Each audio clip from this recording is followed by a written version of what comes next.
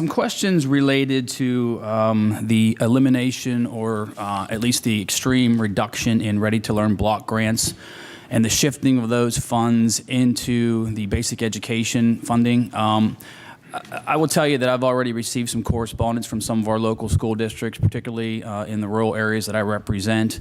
They're very much concerned with this shift, and I think anytime you start to shift funding like that, it should raise concerns. And their concern, especially in a time where people are burdened with excessive property taxes, particularly again in the rural areas. Some of these school districts are looking at this as basically they're going to have to raise property taxes to cover this, because I think it's going to result in a loss to some of these schools, particularly in special education. So the questions, though, I'll read what I have here, but I would like some clarification on this, why this is occurring, and perhaps some reassurance to our school districts that they are going to have the funding they need without being forced to raise property taxes. So let me just read what's here. According to the budget materials that was submitted through the committee, the governor's proposed $200 million increase for basic education includes $166.2 million through the basic education funding formula, $13.8 million for a minimum teacher salary increase, and $20 million awarded in the prior year to 5 of the districts considered financially distressed, which are now being rolled into the fiscal year 2014-2015 base. So let's just focus on that $20 million for right now, because I think that's where the questions arise. But as your materials state, this funding was awarded in the prior year, meaning this year. So it's not really an increase. Is that correct? That $20 million, specific to the $20 million. The $20 million for the BEF-based Yes. adjustments is out of the $200 million going to the schools that have been identified in need of financial support last year. Yes. Okay. So if the money was distributed through the Ready-to-Learn block grants, but the department is proposing to shift all Ready-to-Learn payments to school districts into the BEF, yet only counting this $20 million as an increase for 2019-20, why is that? And isn't the BEF increase for 19-20 only $180 million, not $200 million? Is that? So I'm going to take a step back to make sure I'm answering Right. the full question with greater detail. Yes. So when you look at the governor's recommendation for Ready-to-Learn block grant, he's proposing that $8 million stay in the Ready-to-Learn block grant line item, and that will maintain the $8 million that's set aside for charter schools. He's also recommending that $241.9 million be rolled into the basic education funding, and then $18 million from the fiscal year 2018-19 for grants to 5 school districts identified as fiscally distressed that were not included in the 2019-20 appropriation. Now, when you thinking about your primary concern around by moving the funding from the Ready-to-Learn block grant line item to the basic education funding line item, Right. I would actually, putting my superintendent hat on, I would actually applaud that move for a number of reasons. First, we know when a specific designation is identified as a grant, there are restrictions around how you can use that funding. Right. By moving grant funding into the basic education funding line item, there's greater discretion by the school board and the administration around how those funds are used.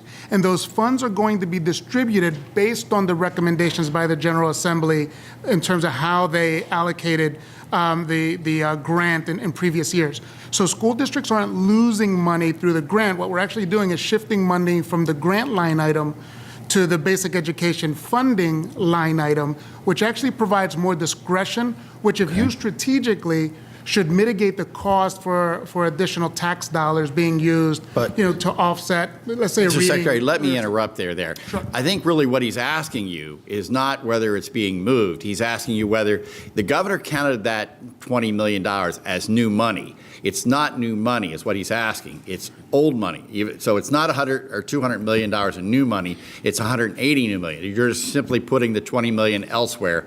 You're putting it in the basic education funding line, not in block grant. I believe that's what the gentleman's asking. Right. Yeah, and I don't think the governor fully said new money. What he said was an increase in basic education funding on that line item. So he didn't say $200 new in basic education. What he said was moving $200 million into basic education funding. So there's a request for some new funding that are leveraged, But there's also requests to leverage existing dollars to provide greater flexibility for school districts to be used in the manner in which they see fit for their community. But it's basically 180, not 200.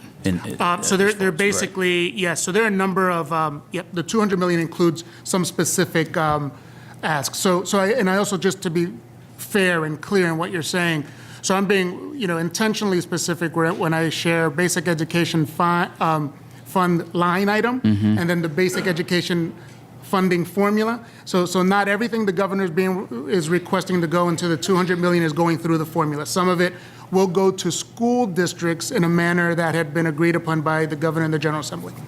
I think I'm out of time, but just wanted to clarify, though. I think the school districts, at a time when special education funding is increasing yearly, they're concerned about this. So I would encourage you to communicate with the school districts on what this means and the impacts to locally, especially to our taxpayers. I've worked with many teachers. I know that they are, so important to the development of our children, and I believe that they all deserve, the correct compensation. But I am concerned, with that ripple effect. And I do think at a time when we're struggling with property taxes, as I mentioned earlier, our senior citizens on fixed income, someone's going to have to come up with the money to cover those additional salary increases. And that's my real concern, is the impact on property taxes for our communities. But the point that I want to make, I know we've had a lot of discussion over the past couple of weeks, really, on workforce development. And I know that Deputy Secretary has been out to Indiana County. We've done some really good things trying to prepare students for CTE career paths. But my concern, as a former Chamber of Commerce president, is that there's an adequate workforce out there, but there are not adequate workers, meaning that the soft skills are lacking. And we hear that across the board from numerous employers. And they're willing to train oftentimes on the job just if they can get someone to come in the door that knows how to dress appropriately, knows how to shake hands, make eye contact, carry on a conversation, those basic soft skills. And when I bring that up to the guidance counselors in some of our school districts, they'll say that, well, that's really not our job. But I would submit, in some of our school districts, you have students who are coming, in many cases, less than 50% of the students are coming from traditional families. The impacts of the opioid crisis and other things, a lot of them are coming from single-parent families, or they're being raised by their grandparents. God bless their grandparents. But they're not learning those soft skills. So my question then is, as we talk about workforce and we're looking at the big picture here, are there resources in the budget? What is your view on soft skills, and how do we incorporate that into the education curriculum as we're trying to address these workforce needs of the future? I can share quickly. The comment you made around the soft skills is exactly what we heard traveling around the Commonwealth through the Middle Class Task Force sessions. And it's one of the reasons why the governor is proposing that $4 million to go into those business and industry partnerships to develop programs to meet those specific industry and geographic soft skill needs. One opportunity. The second opportunity, and really is the work that Matt and his team have been engaging in, where I shared with you, Future Ready PA has a focus on workforce development starting as early as kindergarten. So when you think of, and really to address even some of what you just shared as well, we have four standards or four academic and career education workforce standards that we've adopted through CTE. It's career awareness and preparation, where some of that falls under. Career acquisition, how to get a job or getting a job.